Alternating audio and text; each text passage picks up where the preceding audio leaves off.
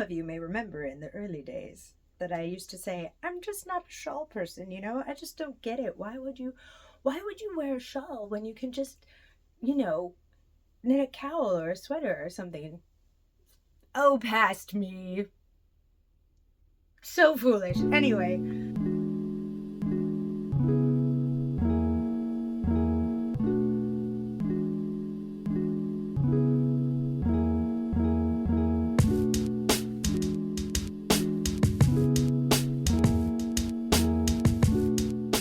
Hi, my name is Bethany, and this is the KnittingThru podcast. Knitting through all the things is what it's named for, and today is April 4th. It is my birthday month. I'm very excited about that. I'll be turning 38, which is fun. I really enjoyed turning 30. I felt like a lot of people in my life took me more seriously then, and I think I will enjoy turning closer to 40 too. So yeah, this is a knitting podcast. If you're new, it's usually about an hour long, maybe a little longer, but I do put timestamps in the description box to help you move along if you're like, okay, I'm done with this part. Also, if you're not familiar with how YouTube lets you modify your watching experience, there are options up in the corner. You can have me talk faster, you can have me talk slower. Also, if you just kind of tap on your phone to the right or to the left, you can rewind or fast forward. And if you're on your television, of course, you can use your remote to do those things. Sometimes as you're watching, I'll ask a question, and that's a real question. I would love for you to interact with me during these videos. It's one of my favorite things is to interact with other crafters. I've met some of my favorite people online, favorite crafty people online. And in fact, I will reference Zoom ladies sometimes, and those are people that I meet with occasionally. We just knit together online. I haven't been able to do that in a while, and I miss them. And so when I ask you a question, I would love for you to respond. It's not just like out into the cosmos. I usually have big curly hair. I need to wash it, and so we're doing a hat day today. I also am past due for a haircut, so this is kind of what I do in the summer months is I wear a ball cap a lot because wearing hats is one of my favorite hairstyles, and I say that as a joke, but it's really true. Wearing hand knit beanies and wearing ball caps during the summertime it's great. It keeps me warm, keeps it all out of my face. Having my hair in my eyes and my face gives me the sensory icks, and so I like having hair that I can tie back, but I also don't want it in my face. Okay, so enough about all of that stuff. I am not wearing any knitwear today. It's kind of warm. It's high of like 41 Fahrenheit today. It's supposed to be even colder the next few days, and I think that might be one of our last cold snaps this year. I'm hoping so. I really love when the warm weather comes and more sunshine is happening. I love the snow. I love winter time. I have a hard time with gray skies. I love when the snow is even like reflecting off of this, when the sun is reflecting off the snow and blinding everybody. I love all of that. So today is kind of dreary, and it's gonna be that way for a little while. I live in northern Indiana, and so the real like sunshine doesn't happen till later in the year. That's okay. That's okay.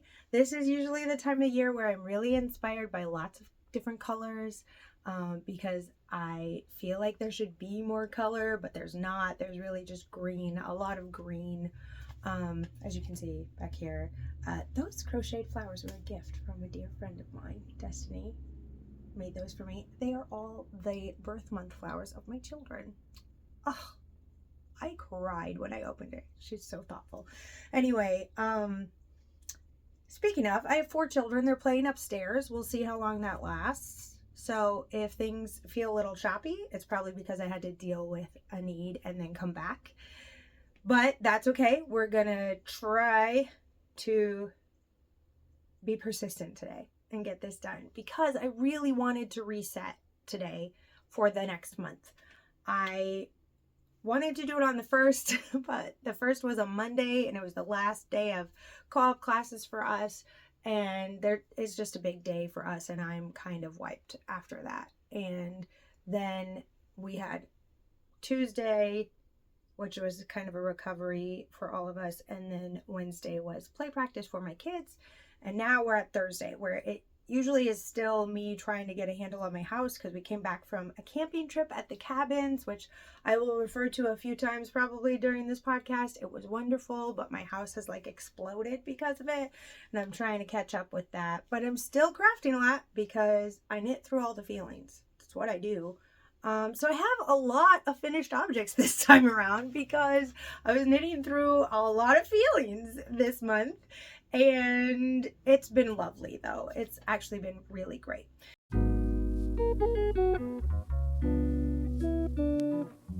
So the first finished object that I want to show you is the Sevilla shawl. This was a test knit. I will put info for things here because I like to be able to read information also, as well as hear it, because I like to know how to spell the things that I want to look up. So it was by Ellis Knitwear. It is gorgeous. It is huge. It is cozy. Oh my goodness. So big. It is longer than my wingspan. I'm not super tall, but it is big. I have been wearing it a ton. And this is what I liked a lot about the pattern. It's obviously beautiful. Look at the texture in there. It was very easy to knit up. It was but it wasn't boring, which is huge for me. I get bored with the stockinette things a lot. And also it was easy to understand where you were in the pattern. So I only made one mistake down here.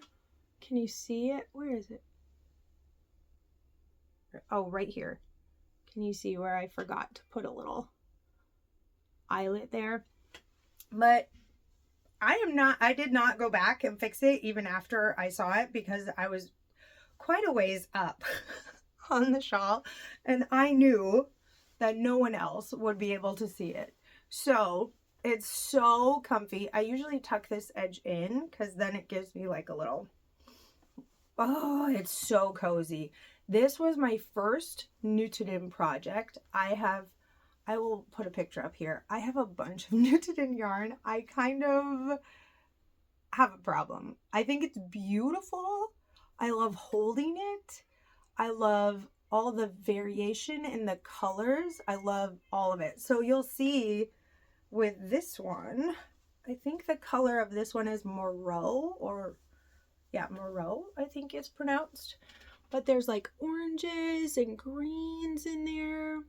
But of course, far away, it just looks like this kind of beigey, would it be taupe? I also have a color deficiency for those of you. My friend Mandy would really be able to help me out with colors, I think. My husband is really good at colors, so that's really helpful in my daily life. But that might be why I like neutrals a lot, because it doesn't take as much work to like match them up. I can usually tell what's like a warm color and what's a cool color, but with blues and greens and grays, and even like beige colors, I have a hard time differentiating. Once they get really close, I have a hard time differentiating what's what. So I really like this one. I especially like how deep the V is on it. It goes really far. So you work from the bottom up, and she suggested a stretchy cast on, and I'm really glad she suggested that because I think it would have, I like that. I like it having a little bit of give. However, one of the things I'm not as into is it kind of rolls. It doesn't actually matter because I tuck it in anyway. After wearing it for almost a month now, because I finished it earlier in March, I've decided it doesn't actually matter because every time I put it on, I tuck it in because I like this business. I like it going up like this. It's the yarn, working with the yarn was way more satisfying than I anticipated. Not because I thought I wouldn't like it. Obviously, I have a lot of Nutiden, and so, but this was the first project that I've used it on, and I kept hearing people talking about how it breaks, and, but like, I held this double, right? 2 strands for this, and my plan for my first project was to hold it double with a lace weight, which I already have kind of balled up. But now I think maybe that was a mistake because I really love this. I love how like stretchy it is. You can pull, like you can really kind of give it some, you can put a lot of tension on it and it doesn't come apart, which of course is from the staple length of the fiber. I love it. It is like, there are a few guard hairs on this one, and I have learned that each color kind of is, it's kind of a toss up on whether it's softer or not, but I'm okay with that. I think no matter how, you know, on the spectrum of like what is itchy to you and what is not, to me, the things that are itchier often are the warmer options, and those are going to be outerwear for me anyway, and so I'm okay with that being itchier. But this is up by my neck and it is only itchy when it's too warm to wear it, so I just really love it. It goes with what I'm wearing today, right? This olive green and this black. I really, oh, I'm so satisfied with it. I wore it when I was on the camping trip to the cabins. I have worn it anytime it's a little chilly. I just put it on because it's really great. And then if you want to wear it as a, I'm feeling some, oh, I was feeling something weird on there, and one of my kids must have eaten something next to it. It also is a really great size for if you like to wrap it around your shoulders. I wear it like this in the evening because when I'm sitting on my couch, there's a window behind me, and I love to knit in the evening and sit with my husband and watch a show and just work on projects after our kids have gone to sleep. That's like the uninterrupted time I have during the day. I love to do projects and things. I try to fit them in while we're doing schoolwork, or as I'm waiting for them to fall asleep, or even if my husband is driving us somewhere. That doesn't happen as often as it used to. Usually I'm driving us somewhere, but I try to squeeze in crafting in times that I can, but after my kids go to sleep is when the majority of it happens. And I just so enjoy wrapping up in this thing and being able to focus on whatever I am working on. In fact, when I was getting to the end of working on this one, I would like lay it over my lap as I was doing it because it was so cozy. So I am really satisfied with that one. I really appreciate being able to test knit it, and it's, even if you're not into Nutiden yarn, it's a great knit. You would love, I think you would love it. If you're into something that's not boring, but it's simple to understand, and if you're pretty tall, like I'm not very tall, I'm 5'4", and so if you want it to be even longer than this, you could just go, you know, like 10-12 more rows, and you'd be just fine. So I'm gonna emote about this probably on Instagram a little bit more because I am using it way more than I thought I would. When I pinned it out to block it, I was like, oh mama, that's a big one. Like, that's a big one. But I wanted a big shawl this year. I wanted to have a big one that I could wrap around my shoulders, that I could like squunch up on my neck when I've got my jacket on. I can even, yesterday as we were doing schoolwork, one of my kids was having trouble focusing, and you know how they do, and I can't really judge them for that because I also am a highly distractible person. And so I just told her, I was like, baby, come here, let's just sit together on this. We have this big oversized leather brown chair, and I said, baby, come over here and just sit with me. And I put the shawl over us so that she would stay with me, and she was like, oh mom, thanks. I was like, you're welcome.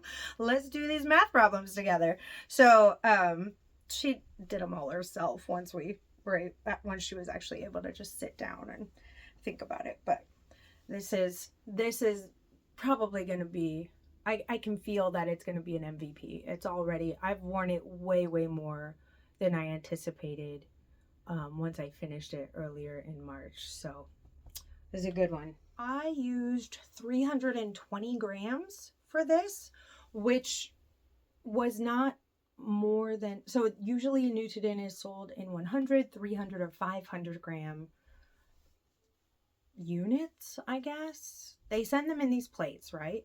And then I had ordered a 300 gram unit. I don't know what else to say for that. 300 gram order, 300 gram. I ordered some plates that were 300 grams, and they're a little bit generous with those. And so with the plates that I had over 320. In fact, I think this is 5 grams that I have left. That's it. That's all I have left of that one. And now that I have leftovers of Nutiden yarn, I'm like, what am I gonna do? In fact, I was thinking about trying to get it as close to the edge of that as I could, but I did not want to take back at all. I had to do it a couple of times just for like a few mistakes that I made, and it made me a little bit leery because it was a new thing, and it didn't break off. It didn't break out as often as I thought it would, which was nice. But I thought, whatever, if I have a little ball left of this, then that's fine. I'm sure I can either use it in some type of scrappy thing held together by itself, or hold it with some other color and have it go a little further. So if you know of, like, here's the thing, I know that you can make lots of projects with Nutiden, but because I'm so unfamiliar with it, I'm very interested in like scrappy stuff you would make with it. I'm not a huge scrappy person. If it looks like it's scrappy, I'm usually like, no, thank you. I know a lot of people love that, and it's just like a celebration of color and variation for them. But I struggle with a lack of order and symmetry. And so I've been thinking about making some mitts that maybe this would be the cuff or something for them. I don't know. There's always leftovers though, right? And so that's kind of the thing that I really enjoy thinking about, is how to make the leftovers make sense in my life. Sometimes they don't. Sometimes they hang around for a while before I find a place for them to be. And that I'm becoming more okay with that. I think it's a real joy to have the ability to go in and see, oh, these are my minis, these are my leftovers, and what can work with the needs that I have for this project. I'm really enjoying pulling down my stash, knitting from my stash. It was really nice last year. It's even better this year. I really love it. I can talk more about that later though. Okay, the next FO is also a shawl. Who am I? Who am I, right? Like, some of you may remember in the early days that I used to say, I'm just not a shawl person, you know? I just don't get it. Why would you wear a shawl when you can just, you know, knit a cowl or a sweater or something? Oh, past me. So foolish. Anyway, this is the Slip Stitch Party Shawl by Isabel Kramer. Oh my goodness, I'm in love with it. Isn't it beautiful? It's beautiful. Okay, this is one of my literary knits for 2024. I was reading the book Caroline, and she references this red shawl that she knit while she was pregnant with Mary, who's her oldest daughter. And then she has Laura after Mary, and then when they're on their way to Kansas, she's pregnant with their next baby, Carrie. who's named after her, by the way, which I never put together. I used to watch Little House on the Prairie when I was younger all the time. Never put together that Carrie was named after Caroline. Anyway, this is my red shawl for that literary knit. So it's pretty big, like, for me anyway. I think it would be able to stretch out quite a bit longer, but it does hit my wingspan and even more if I wanted it to. I started out with this marled yarn. It's a beach. I'll put the information on the on the screen. Oh, I might have it. That's so silly. I set these out so that I would be able to tell you. Hello. Okay, bear with me when my kids cut this up, and I have kept all the pieces. I should probably tape it together though at some point. I just keeping all the pieces. It's called Rainbow Beach Yarn, and it's the Queensland collection, and it's color 104. So I started out with that because there is a lot of red in it. If you look here, I kind of pulled this darker bit off because I wanted to get to this redder part, but even whilst I was in the redder part, it wasn't coming out as vibrantly as I wanted it to.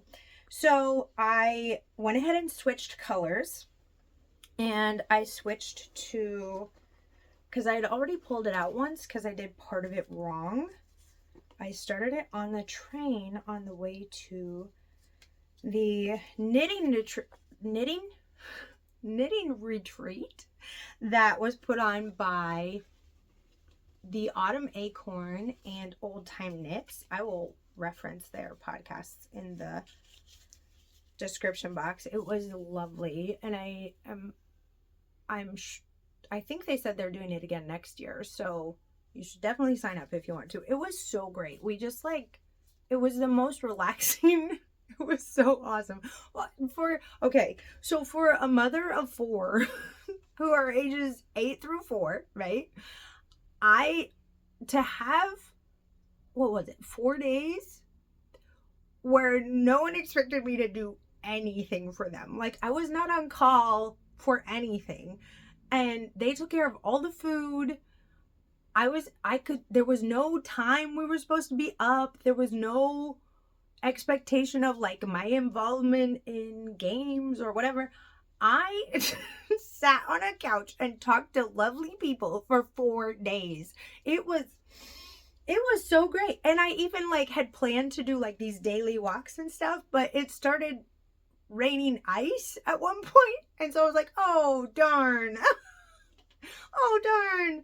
We're iced in for the day. I guess I'll keep knitting. And so it was very lovely. On the way there, though, I switched to this red. Oh, look at how that pops, right? So much better. And it was by a local dyer, the Periwinkle Sheep, in the color Cranberry. And this is a 75-25 superwash nylon. I got quite a bit. I used quite a bit of this. I think I'm going to also use this in my crochet blanket. Wow, guys. It's like I haven't spoken to anyone today. I have, actually, but I'm on the struggle bus with diction right now. So I might also use this in my crochet blanket that I'm making. I also left that in the other room, so I'm going to have to pause you at some point and go grab that. The other color that I used for it that I got there is, I'll show it to you when I bring in the crochet blanket. It's this golden yellow. Oh, I really love it. It's like this muddy gold. It's just perfect. It's so awesome. And those two were both sock yarns. That one has a little bit of cashmere in it, which is very luxe. And then these, this one I got on the retreat. This is linen quill, which I had never used before. Very satisfying. This colorway is twig brown, which is a really great, just base color, I feel like. Really helps things in front of it pop. This one is Patagonia. Hang on, I've got the label. I don't know why I'm trying to say it without. There we go. Juniper Moon Farm Patagonia Organic Merino in the colorway Mahogany. And there's these reds and stuff in there that I just find so beautiful. There's even like a little bit of purple. Ugh, it was so satisfying. And then this blue is what I got from my a swap 2-3 years ago, in a swap that is from Liz Knits. I don't think she's spinning or dyeing anymore, maybe for herself, but not for other people. And this is a woolen spun fingering weights. There wasn't a colorway with it. It's just this beautiful blue. I still have quite a bit of this left, which I'm trying to figure out what I should do with the rest of it. I've used it in a few projects. It's been frogged a couple times. I really like it though. I keep trying to use it in all these projects and only a few of them have been satisfactory enough that I've left it in there. Oh, and then I used all of, let me grab the tag.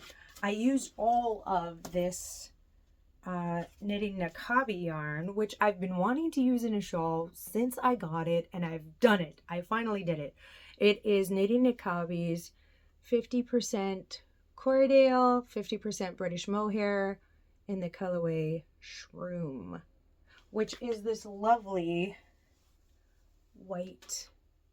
It's like this hairy, of course, because there's mohair in it, white. And it's just perfect for it. I really, really like it. And even though there's mohair in it, and I'm not a mohair fan for like against the skin mohair stuff, this is just, I really, really like it. The way that it lays, I really like. I ran out of the Shroom, oh gosh, let me look at my notebook. I ran out of the Shroom at 5 repeats before I was supposed to be done.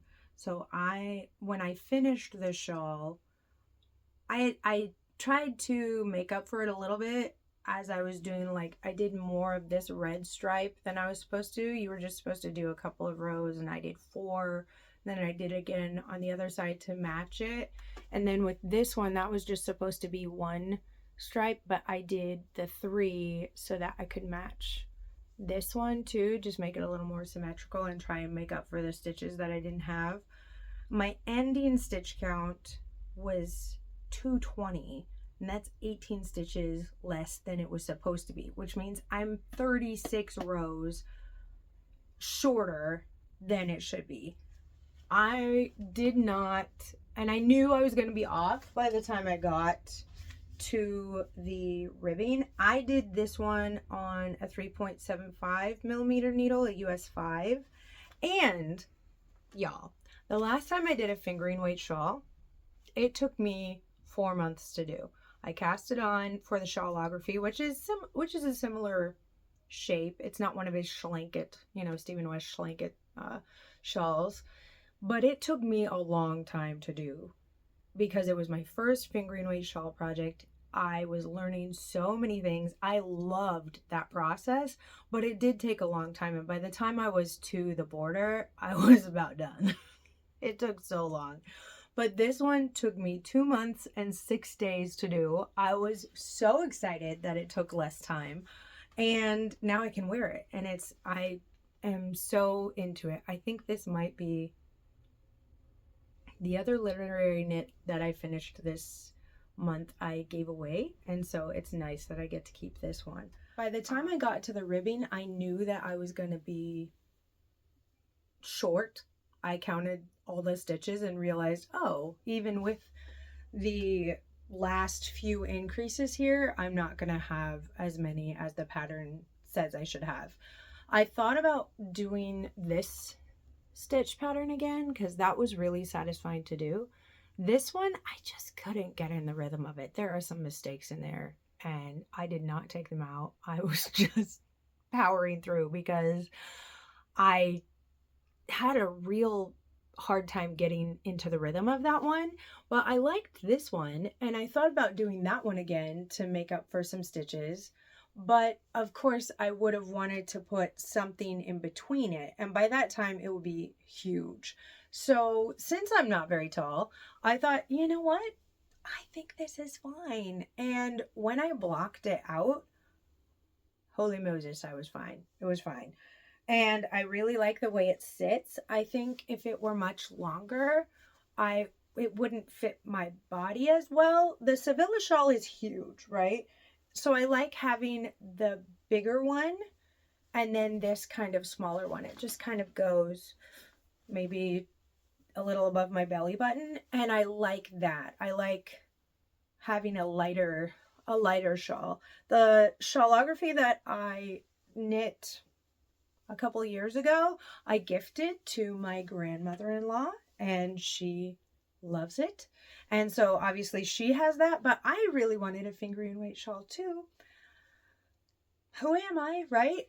2 shawls in 1 month finished, and I am in love with both of them. I think I'm going to be using them a lot. I've used this one quite a bit. In fact, my sister-in-law and I met at the park with our kids the other day, and she texted me and said, I forgot a cardigan. Could you please bring one for me? It's chillier than I thought it would be. And we were meeting at a place really close to my house, and I was like, totally. So I threw my mandolin cardigan and this in the car, and she just wrapped herself up in those, and she just said, oh, thank you, this is way better. So that was really nice, and she looked really cute with both of them on. So it's kind of nice to see other people wear your stuff sometimes, to think, oh, that looks really good.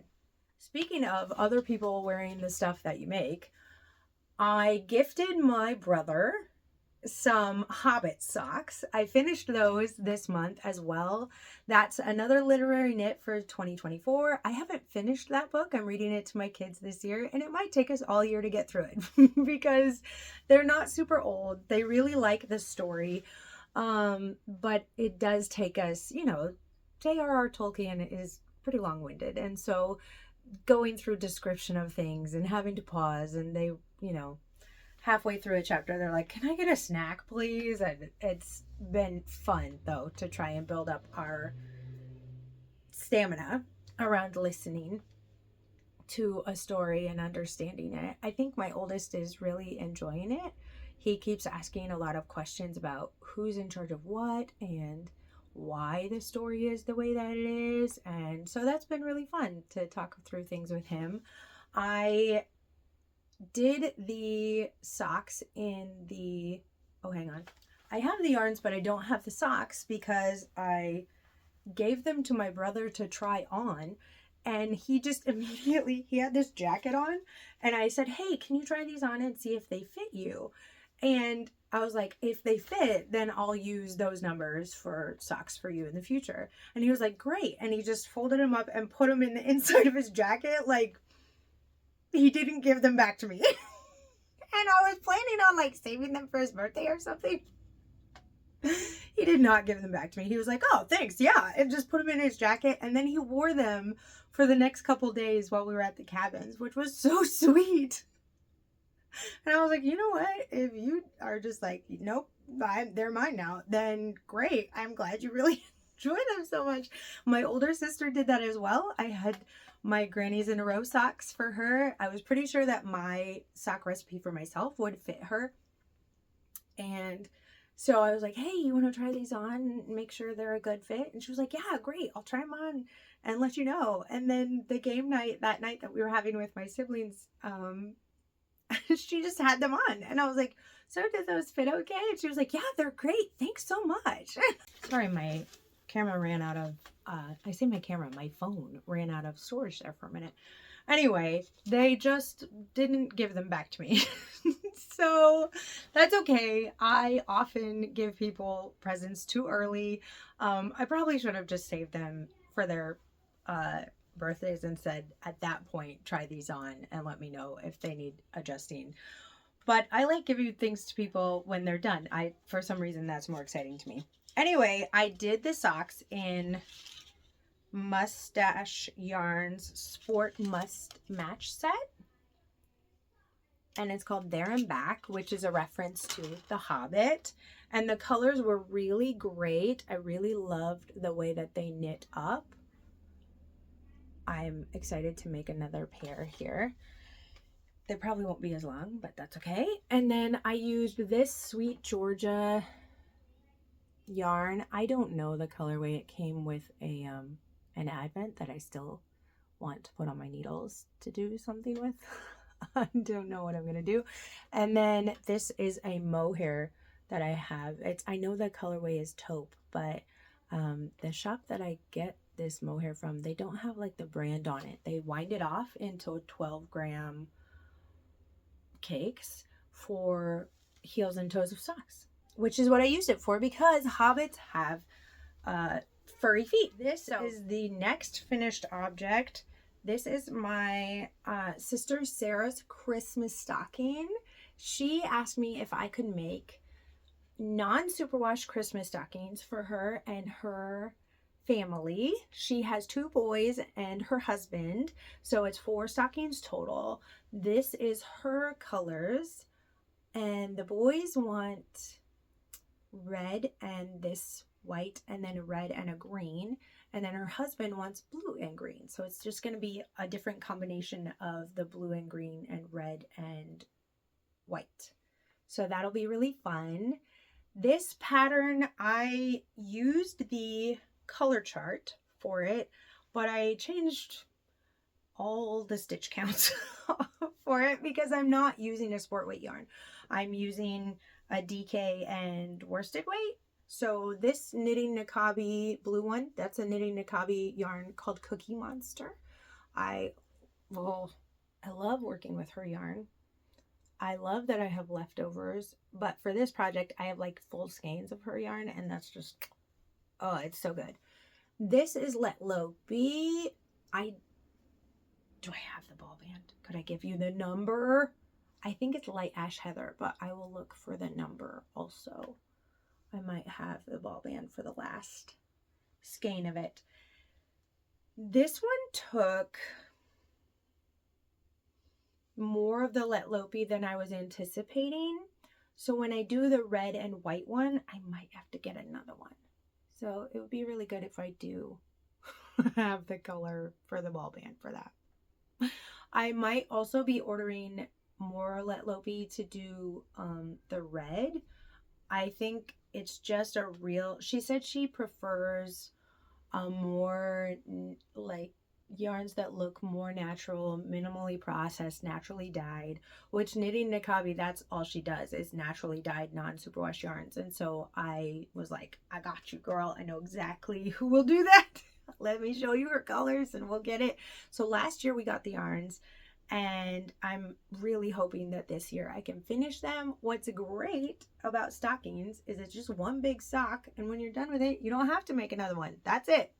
So she's gonna felt some decorations onto them. She's got like this whole needle felting thing she does. That's not a craft that I have done, but that's why she wanted it to be a non-superwash situation, so that it'd be really easy to stick those suckers on there. And then also when she's done with those things, I mean, she can probably do it, but I would enjoy helping her. We're gonna line it so that these floats are all just encased in there, and then whatever they stuff into the stocking, right, it has a little bit more structure so that it won't tear, or, you know, hopefully these will last for really like a lifetime, literally. So lining them, I think, would help with that, so that the floats don't get stuck on anything. Honestly, they're all already stuck to the sides really well because of the non-superwashness of it all. I think the more that they are used, it goes over my elbow, which I think is a great size for a stocking.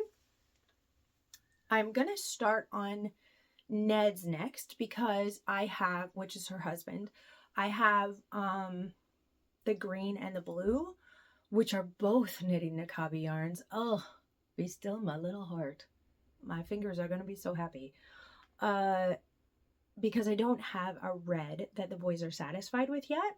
So I think I'll probably be able to finish his stocking this next month, and then I'll have to order some more yarn to be able to complete the stockings. I ordered Knitting Nakabi's crimson colorway, but she was saying he wanted it like real deep. And so that one, because it's all natural dyes, sometimes it comes out really deep and sometimes it doesn't. It really just depends on that dye pot and how it comes out. And I like that, but that means I get to use it for myself. So that's nice. The hard part about this project was the heel turn. Because I changed all the numbers for it, I just had to figure out the math for the heel turn myself, which I've never done before. I've always referenced some type of pattern. And thankfully I wrote down what I did so that I can follow this for this kind of template for the rest of the stockings. I did really enjoy working on it. It works up pretty quickly since it's a DK or with a worsted, yarn. And I was doing one chart repeat a day. It's like they don't know I'm recording. It's like they just drive their motorcycles with no regard. Just kidding.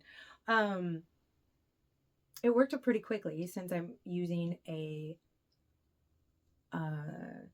thicker yarn than is called for in the pattern. So that was really nice. I could kind of watch it grow really easily, and I can't wait to do the other one. This is the same hat that I finished at the end of 2023. This one is the one I finished at the end of 2023. My son asked if he and I could have matching hats. And when your son asks if you can have matching hats, it's like, yes, right?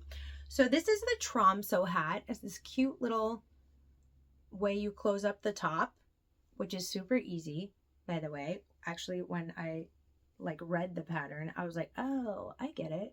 I think okay. I don't know if I could have gotten that just from looking at it, but I didn't, so it was worth buying. This is a 1x1 ribbed hat, which of course is lovely because it gives a good amount of stretch. And in my family, we got big old heads.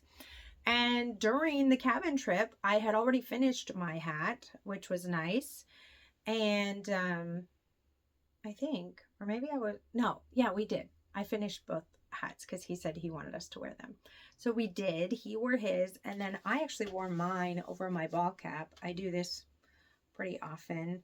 When I'm doing outdoorsy stuff, I'll put it over my ball cap so that my ears are still warm. It does come up a little bit, but that's okay. Maybe I need to curl my bill a little bit more. But then also, it's not on my forehead. When I'm out doing outdoorsy stuff, I feel like this is the perfect thing. No sun in my eyes, no hair or anything on my face, but warm head, warm ears, and it's kind of perfect. I like it a lot. I think I'd actually like to make another one that, and so if you want it down on your ears a little bit more, you can pull it onto the bill a little bit, which is nice. I really liked that being available to me on the cabins trip. And I finished both of them. I did a sneaky thing so that I could tell which one was his and which one was mine, even though he wanted them to match. And they actually do match really, even the length, which I was not sure I would make it with this because I was frogging a hood that I made last year with this one. And it feels like a 2023 whip finish, even though it's not. This one I finished in 2023, and I was obviously planning on knitting this one. But the finish, I put it together with a 3-needle bind off. So that's where that 3-needle bind off is, on the inside of this one. But then I put it on the outside of this one so that it looks different for us to know whose is whose, if we care about that. I don't know if he cares about that, but I thought if he did, that would be nice for him to be able to tell. I showed it to him and he was very pleased with the sneakiness of it. And then we both put on our hats and we sent a video to my sister, and we were just joking about, oh, who's who? Can you tell who's who? And he laughed so hard. So this has been a joy to wear matching hats with him.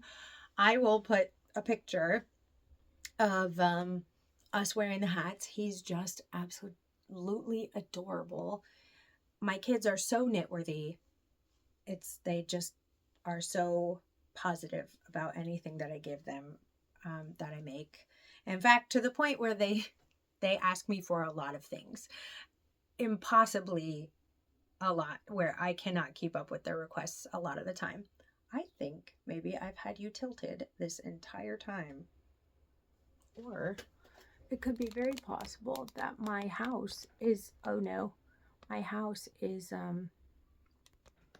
not level. That might also be. We have an old house, so that could also be it. I'm sorry if you've been like watching this and you've had your head, you know, tilted like a puppy the whole time. I think that's better. Anyway, I'm really professional around here. So these were wonderful. This yarn is gonna be on the screen because I can't remember what it is for, where it's from. I got it from the yarn store, the Wooden Needle, in Kentucky, where I used to live. Actually, they're in Tennessee. We used to live on the state line. So they're in Trenton, Kentucky. Beautiful shop.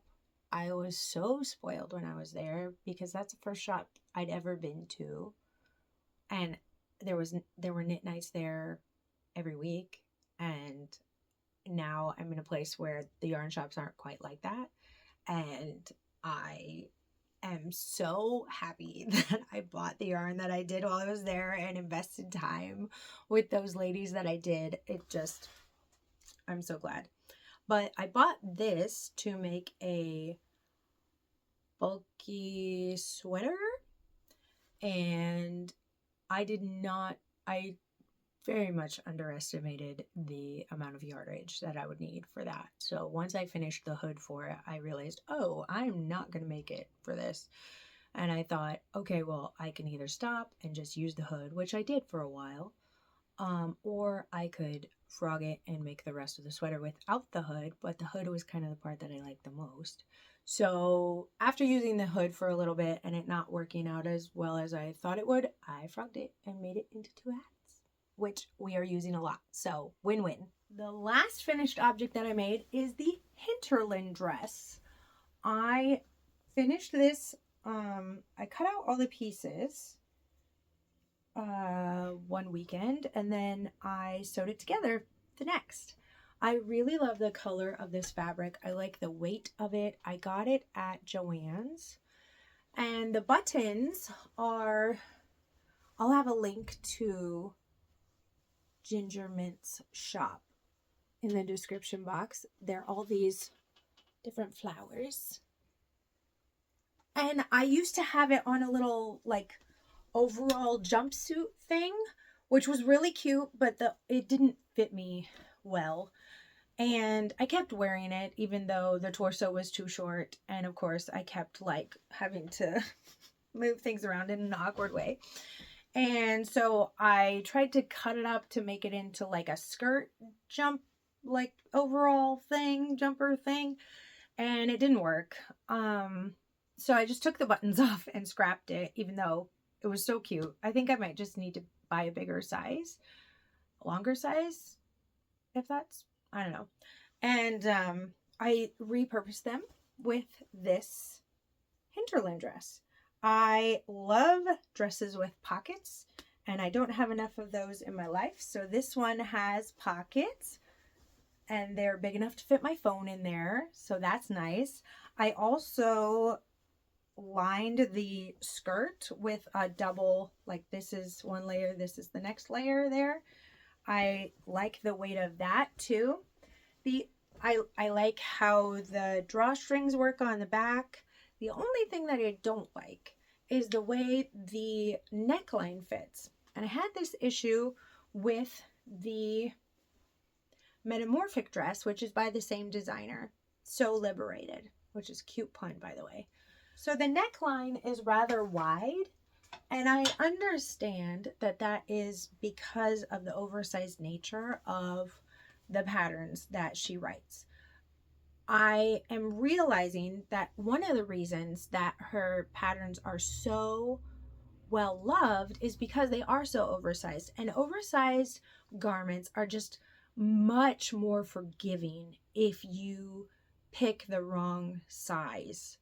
And so this is supposed to have a lot more ease than it actually has. I sized it down quite a bit to what I felt like would be what I would want to have as ease instead of what it's designed for.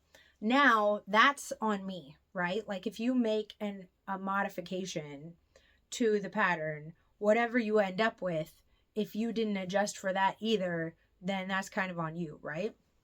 So I might like this more in the warmer months. I think I will. I am thinking about toying with it a little bit more because there are so many parts of it that I do like. The neckline is the only thing that I don't like about it. And the only other thing that I kind of wish I could figure out is how to make it all the way long sleeved. But because the neckline is so open, the 3/4 sleeve is probably better for some warmer weather. I wore it on a date with my husband. It was nice to wear. And I often layer dresses with like leggings and something warm underneath, and I kind of use the dress as just like a wearable blanket or these long skirts as a wearable blanket. I have some wool skirts that I made that I use that way during really cold winter months. So I'm wondering if I should just lean into that more with this one, like where kind of I have this black mock neck it's like a base layer long underwear shirt thing, and if I wore that with it, maybe that would. So I just need to style it more. I just need to work with it more, see which season it's best for, because I do think I am gonna wear it more often than I have been. I wore it on our date and I haven't worn it since then. So I've worn it once this month, but I don't wear a lot of dresses day to day. I wear them when it's really cold. I wear them when I'm going to something somewhat fancy. And so this might be a dress that I go to tea in. It might be a dress that I go to, church events in. We don't really go to those often anymore, but it will serve a purpose. I know that. And I do love so many things about it that I think I will be able to figure out the neckline thing and how it can serve me best. I just need a little more time to live with it, I think. So check out my Instagram account to see how I figure out how to wear it, because that's usually where I update my finished objects and what I've done with them, if I've adjusted them, or if there's a difference in how I've decided to go about using them or gifting them.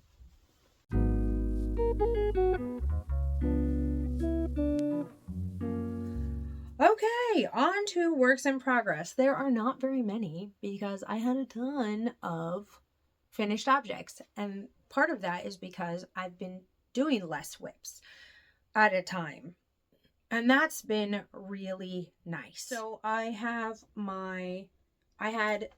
the Hobbit socks. I was doing 2 stripes a day on that sock. I finished that eventually. I was doing 12 rows a day on my Sevilla shawl. I finished that probably within the first week because I had to. The deadline was March 7th, I think.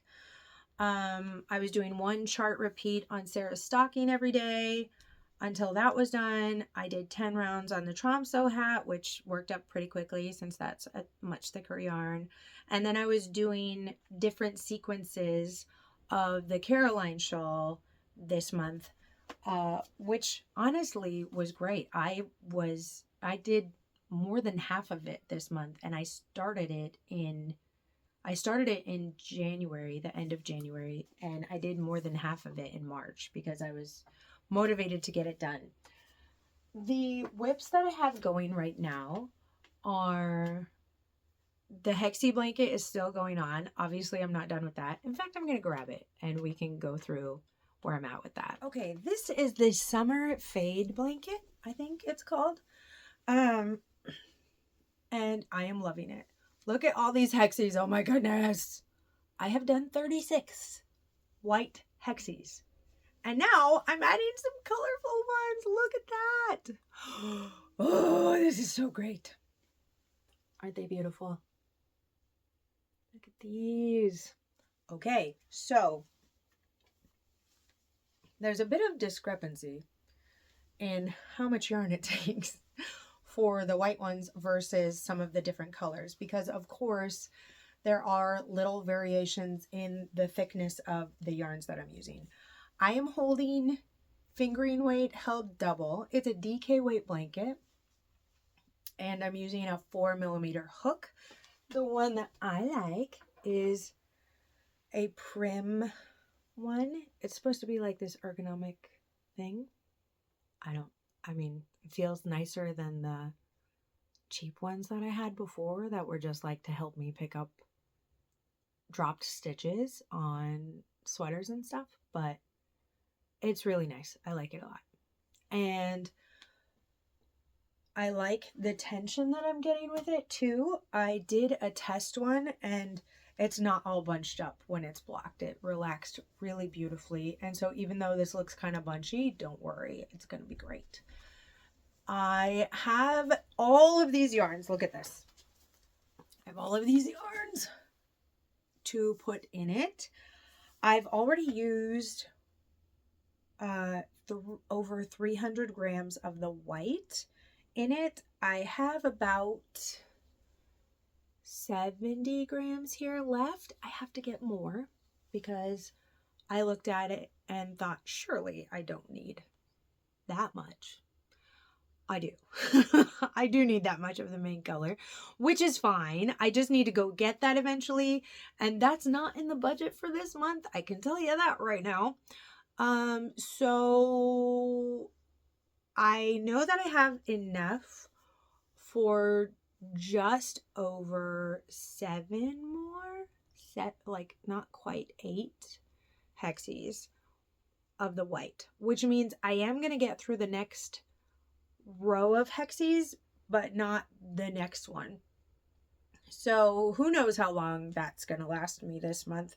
I might have to put it on pause, but I was thinking also about doing some strategic crocheting because of course the colors start over here and kind of it fades in on that side.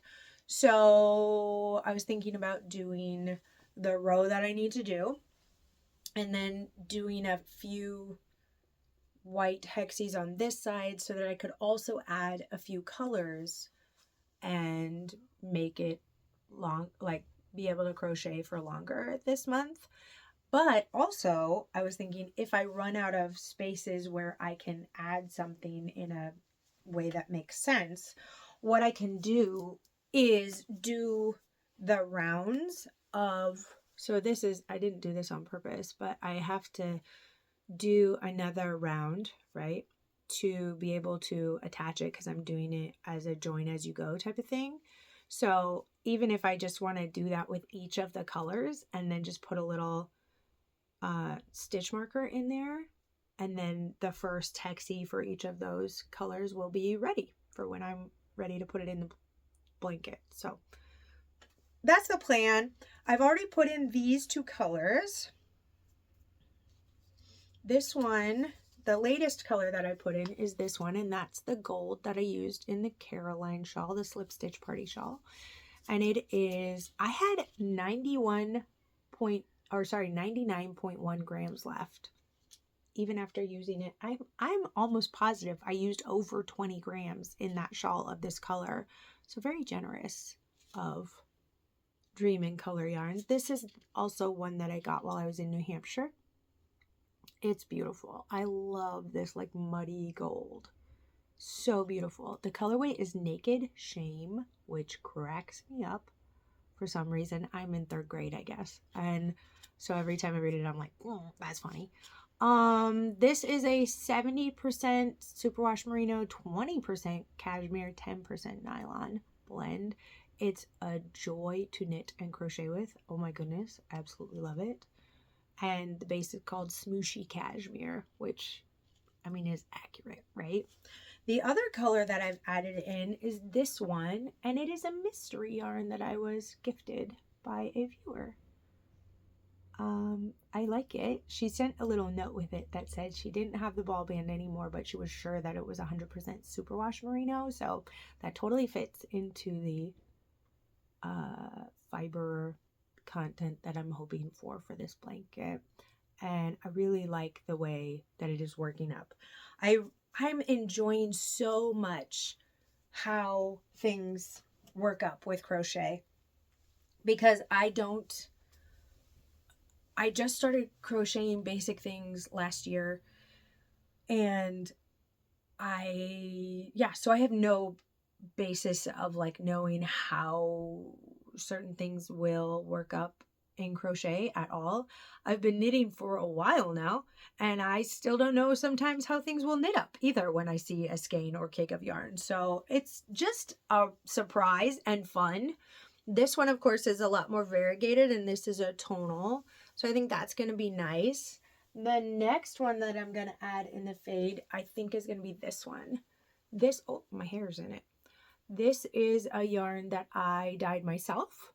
It was a Knit Picks Stroll Fingering undyed when I got it. I have a couple of these. I have another one in here that I might add in. You never know until I actually do it, right? These are ones that I dyed last year. I have a pink one too somewhere, but I thought that didn't really, the shade of pink didn't really go with the palette that I was going for. I'm still not entirely sold on this one, but we will see. I think after this one, what will come in the fade will be this one. Even though there's no yellow in it, I think it does match, like the tones, shades. I don't know the correct word that I'm supposed to use for that. I know enough about color theory that I'm wrong a lot in the terminology that I use. But I think the green in this is a great way to move forward with that, even though the main color is obviously pink. I think it'll tie it in for that. So I've got this one next, so it's going to be kind of like that. And I think the brown and the gold and then the yellow will be a nice fade that way. And I'm really enjoying being able to use so much of these yarns. I had to purchase the white. I don't remember where I was. My husband got home, and of course the joy from everyone was erupting. But I'm really enjoying this blanket. I have woven in no ends at all. I will do that eventually. I don't mind weaving in ends. So even finishing the whole thing or half of it and then doing them and the other half and doing them it's not super daunting to me or anything. I think it's fun to actually do the hexies and like kind of push them back as I finish, like as I go around that and make sure it's in the back. I think that's kind of fun, and I'll continue doing that. The only thing that I've been thinking about this blanket that I am going to try and figure out before I finish it is these like half hexy places. obviously I'm crocheting these hexies in the round. And I don't think, and this is the wrong side, right? So it looks different on this side. So crocheting the half hexie flat would mean that part of it is the wrong side, right? Anyway, I've looked around for something by the designer about a half hexie, and it's not there. So at least I couldn't find it. So if you have a good, like if you did it and you have like notes on your Ravelry project or something, that's what I should definitely look up, is people's Ravelry projects about this. But yeah, I'd love to hear what you did for it, or if you just have tips for me about crocheting flat, because I've never done that before, and I feel like it's a whole nother bag of marbles for me to sort out. Or maybe people, when they crochet flat, it doesn't matter. Maybe it's just the same, like you just do the same stitches even though it's technically the wrong side. Something I'm learning. Something I'm learning. Because I would like to even out those edges if I can. Who knows? Maybe I'll get to the end of it and not care as much, but I feel like I will. So I'm probably going to keep looking for it. The only other whip that I am putting work into right now is a sweater for my youngest son. He is 4 years old. So I am knitting the 11Z's cardigan for him. I'm doing the 6-year-old size. And I purchased this zebra DK yarn from Forage Fiber Co. a couple of years ago when he was much younger, because I wanted to make him a sweater, and 200 grams at the time seemed like an appropriate amount of yarn to make him that sweater. I started making a flax for him. I didn't understand why it wasn't fitting him well. The flax sweater, if I'm remembering correctly, is for a worsted weight yarn. This is a DK yarn. So it wasn't where I had to rework the neckline lots of times, and I didn't understand why it wasn't working. Now I understand a lot more about yarn weights and gauge and how all of that works.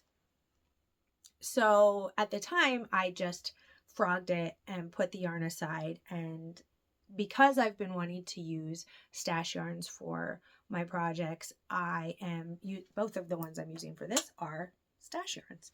So this one is Forage Fiber Co. I looked to see if I could get more of this, and I don't know if they're not dying anymore or if they're just on a break. It looked like the last Instagram post that they made was like 2 years ago, which is when I was buying this. So I think not. I checked their Etsy page and everything, and it said they're on a break. So I don't know.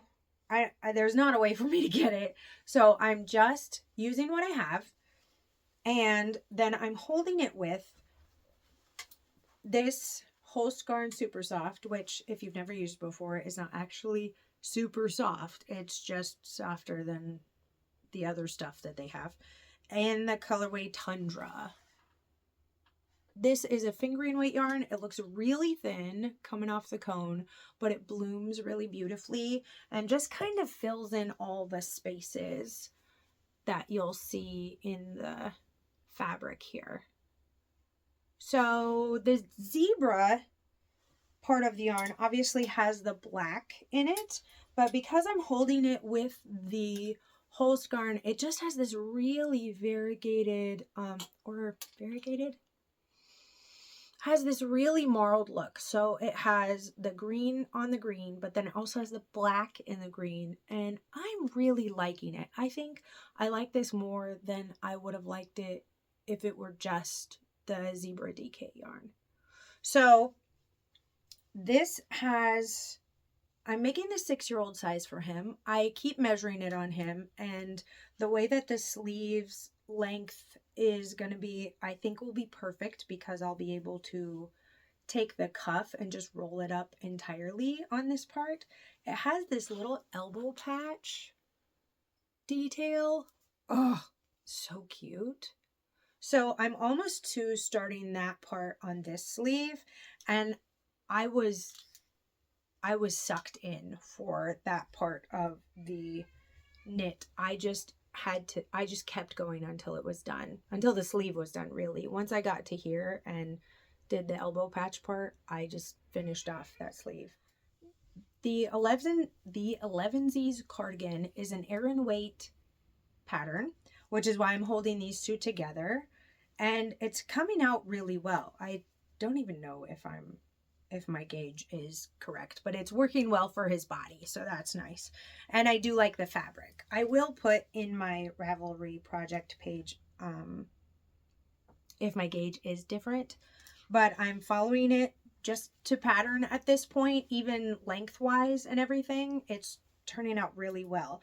I think because the sleeve, I'm gonna do the cuffs differently. This is my second skein of the 200 grams. So I have that left to do the rest of the sleeve and then a few more inches on the body. I am definitely going to make it with that. I'm not sure if I'm going to do the collar with that. I have no idea if I have enough yarn. I am going to hold this double with a double lace weight cashmere that I have. I'm not in love with the color of that green that I got. I really like lots of greens. This is the Tactical colorway by Magpie Fibers. It was the only green they had when I ordered it. They have different ones now, which I'm very into. There are some brighter ones and like a jewel toned one. It's very nice. So I'm going to use that held with the Tundra to do the collar and the cuffs and the hem, I think. Because when I was trying this on him, he said, "Mom, you made this too hot and too itchy." And I said, well, when I soak it after I finish it, it's going to be softer, okay? And he goes, okay. And I think he was worried about it. But then when I measured the sleeve on him, he was really pleased to see progress on the sweater. So he said, "Oh, Mom, you're going to finish it you're going to do this sleeve now, yeah?" And I said, "Yeah, if you want me to keep going with it." And he goes, "Oh, I love it." Because the reason I'm making it for him, I wanted to make cardigans for all of my kids this year. I don't know if I'm going to do all of them, but he said to me the other day, he was kind of cold, and I said, "Well, why don't we put on your sweater? Come inside and I'll get you your sweater." And I had my Chained Oblivion cardigan on at the time. And he said, "Mom, I need a yarn sweater like this one." And he like held on to mine. I said, "Oh, okay. You need me to make you a yarn sweater?" And he goes, "Yes, I am too cold all the time." Which honestly, I really identify with. I was always too cold all the time until I became a knitter and started wrapping myself in wool. So I get it. The acrylic fibers are not the way for everyone. And so these are both non-superwash yarns. I think they're going to keep him really warm. I know that a lot of people would not be making a non-superwash yarn sweater for their kid, especially their 4-year-old. But because I'm the one who's going to be laundering it, that's what I want to make him. I also have a couple of people in my life who have younger children than I do, who I feel like would be able to, their value system would be similar, where they would actually rather have something that would keep their child more regulated and warmer than for it to be easier to launder, which is great. And for some of us, the ease of laundering it is actually, I find it easier than throwing it in the wash. I think that being able to soak it and then squeeze it out and let it hang, line dry is great. I love that about a lot of my clothes now. So anyway, and it's better, right? Better for energy, better for all the things, So that's this. I would be so surprised if this isn't finished by next time. It's such a little knit, and it's a really, it's Aran weight, so it's going rather quickly. I had to stop because I thought if I finish this in the first week of April, because I cast it on, I don't know, April 2nd, April 1st, something early on. And this is how far I am. So I thought if I have a finished object before I even do my March video, I don't like that. I just want to be able to track it that way.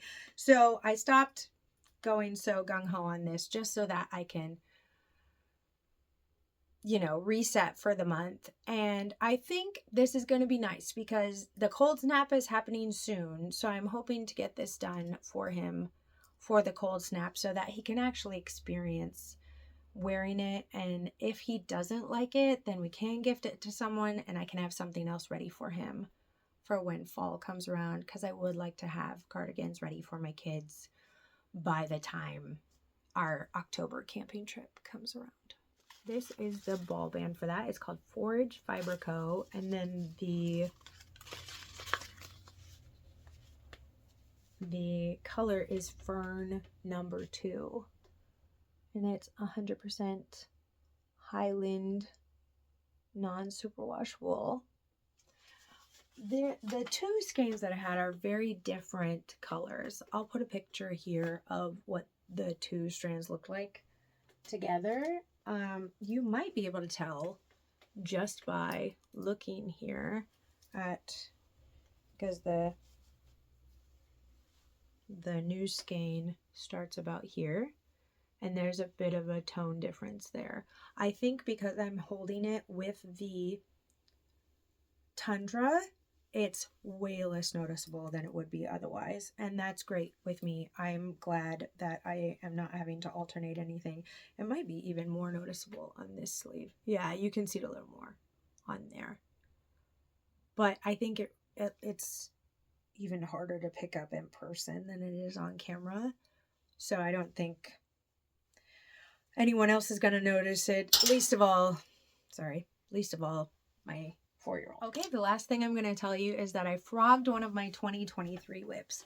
I have a goal of dealing with, I say dealing with because it used to be finishing, but dealing with a 2023 whip every month of this year. I have pretty much done that. I did my first one in the first week of February. I barely missed the January mark there. And then I did another one in February, and then I frogged one for March. So I'm going to do another checkup on my 2023 whips. That's going to be coming out probably later this week, maybe next week. So keep an eye out for that if you want to review in the second quarter where I'm at. But I was doing an experiment with my socks with these softer sock yarns. So this is one of the softer ones that I have. It is a Freckled Whimsy Harry Potter colorway from last year. This is the October colorway. She calls it Magical Mischief. And it's on the Splendid base, which is an 85. It says 85.55, but I'm positive that's supposed to say 85.15. Superwash merino nylon, and it's just so soft and lovely. And with the softer sock yarns, it's also it's called Hagrid's Pumpkin Patch. Isn't that just great? I was really enjoying the colors a lot, and I was experimenting with whether doing a 68 stitch sock on a size 0 or no. Yeah, a size 0, 2.0 millimeter needle would give me a stiffer fabric, because I really enjoy sturdier sock yarns for socks. That's just kind of my jam. Those are the ones I use the most. Patton's Croy is one of my faves. Opal, the way that feels, I really like that. But of course, Patton's Croy is more of a like sport weight situation. And even though I did a sport weight sock with the mustache yarns, that's also a softer sock base. And I like the softer ones. They have their place. They're really nice. But even what I have on today is a Patton's Croy sock, because those are the ones I go for. I really like the way that they knit up. I really like a denser sock. And so I was trying to see if I could make the softer socks a denser, stiffer fabric. It was denser, but it wasn't really stiffer. It didn't feel hardier. It just felt like I was knitting it too tightly. So I think I'm going to stick with my sock recipe, even if it's a softer sock yarn, and just use the soft ones anyway. I really like how the sturdier ones are, and I would like to, I love the colorways for that Freckled Whimsy does, Mustache Yarn does. I know that Mustache Yarn is now featuring, I think, a BFL base also, which I'd really like to try. So, question, are there dyers? Because I love buying yarn from like non-commercial dyers, if that makes sense. I know Mustache Yarn isn't necessarily a smaller indie dyer, but I do really love supporting smaller businesses when it comes to dyeing yarn. And I think that they just, I think that we should support them in their dreams and goals and all of that. So, but I also really like the sturdy yarns. And so I really love any recommendations of some dyers who do like a superwash BFL nylon or a Corriedale nylon, sock, something like that, because I love the colors and the softness of the yarn, but they're not my favorite socks to wear. I go for the sturdier ones every time, and I wear the other ones. Granted, I only have 5 pairs of socks now to myself. I just gifted 2 of them away last month, so I'm still trying to make myself more socks. But I know that I would probably gift less of them if I was working with yarns that I was more interested in wearing myself. So I would love a recommendation for anything in that realm. If you want to share that with me, that would be awesome. I have found that the tenderfoot yarns, although that's another commercial yarn, the tenderfoot yarns, I really like the way that those feel. I just cast on in January a couple of cuffs with that yarn, and I'm really loving it. So I'm excited to get back to that whip at some point.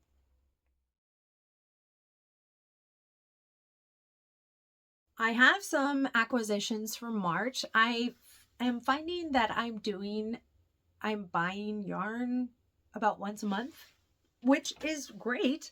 I'm not doing a no buy low buy thing this year. I was thinking about it. I did that for a long period of time last year.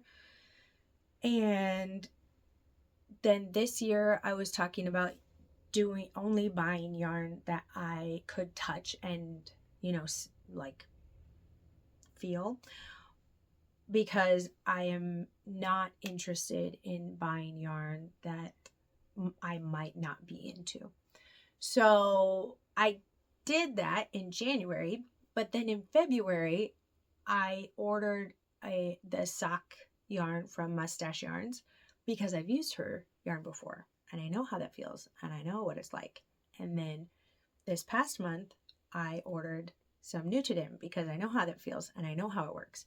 And then already in April, I ordered something from Oh, is it Little Big, darn it. Little Yarn Co? Big Little Yarn Co? I'm going to put it on the screen. I love her podcast. She's got the Cozy Cardigans podcast. Her name is Mel. Cannot remember her dying company name. Shoot. Anyway, she has these Ghibli clubs right now, which I am aware of a lot of those movies, but the one that I really like is Howl's Moving Castle. I love that movie. I'm very into it. It's probably one of the few that has a happier ending. And she had these 2 colorways that were just like they're based off of that movie. So even though they weren't even the same yarn weight, I got 2 of them. One in Howl's coat color, and then one in, I think it's called Merry-Go-Round Life.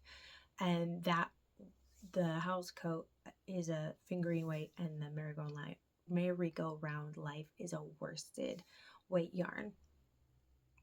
I might use the worsted weight yarn to knit a hat for my sister because she introduced me to Howl's Moving Castle, and I think she'd be into that reference. So I haven't tried her yarn before, so I totally broke my rule for that. And I am now realizing that I'm kind of doing this once a month yarn buy. And I did a bigger one in January because I was on this trip and I wanted some souvenir yarn. I ordered 1 skein in February. Already knit socks with that. Great. Got some leftovers. Perfect. In March, I ordered a bunch of Nutiden. I actually have a problem because I need to knit it now. And it's beautiful and I can't wait to get it on my needles actually. So that might be something I share with you next month. And then I ordered yarn this month already but it's coming from Japan. So I don't know when it's going to be here. And even with those purchases, I am using so much stash yarn in my projects. I'm really satisfied with how much yarn is getting out of my stash. In fact, just flew out of there. Oh my goodness. This is all the worsted weight yarn I have left. Now I'm planning on holding the Nutiden double for a worsted weight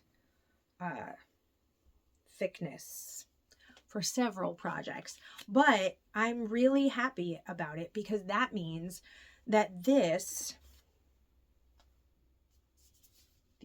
things these are things that I got, well, technically this was in an advent box, so I got it right before the end of last year. These I got in January when I was at the retreat and so they were free, which was amazing. They were gifts.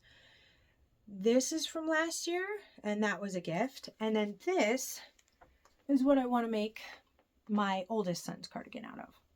I don't know if it'll make it the whole way there, but I'll probably do a similar thing that I'm doing with my youngest son's cardigan.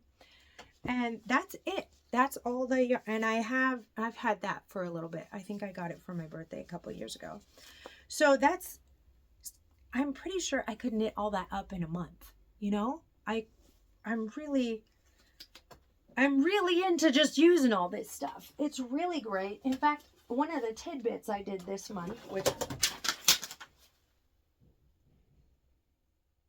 I'll pick that up. One of the tidbits I did this month was use a 50-gram worsted weight bit for 2 rounds on my granny square blanket. I just keep adding things to this. You'll probably see it every once in a while. I used this gray up here. It's a darker one than I used down here, but I thought it fit with our colors that we're going for. I also have this. This is more of a DK weight, but I think it'll work for what I'm going for here. But I want to put a color in between the gray and the white. So that was my dilemma. I looked through all of my worsted weight yarn and didn't have anything that was like a tonal or a flat color. And so I'm these are, but I want to use them to actually make the design that they were gifted to me for. Excuse me. I want to use this for the yarn that I was actually the design that she gifted us on their treat. And these are only 50 grams, which is great for that design. But if I decided to move them over to this one, the 50 grams here only got me 2 rounds. And then I just had that tiniest bit left at the end. That is this is a Stratus yarn. And it is a 60% wool, 10% yak, 10% alpaca, 20% nylon blend. It's so lofty that I was actually having trouble figuring out a project to make it with. Every time I knit it up, it seemed too scrunched, like I was knitting it too tightly. But I went up to a 5mm, which is, you know, good for a worsted weight yarn, and I still felt like I didn't like it. But then I also didn't want it to be super gappy. So by the end, I just put it in the granny square blanket, and I think it looks great and is going to be another warm layer on the blanket. If you made it to the end here with me, go ahead and leave an emoji in the comments. I love knowing who made it to the end. And be sure to share sock yarn recommendations. And I hope you get to knit on something you absolutely love, or crochet or craft on something you absolutely love this month. I will see you at the beginning of May as a 38-year-old. That'll be fun. And yeah, happy knitting, guys. Have a great April.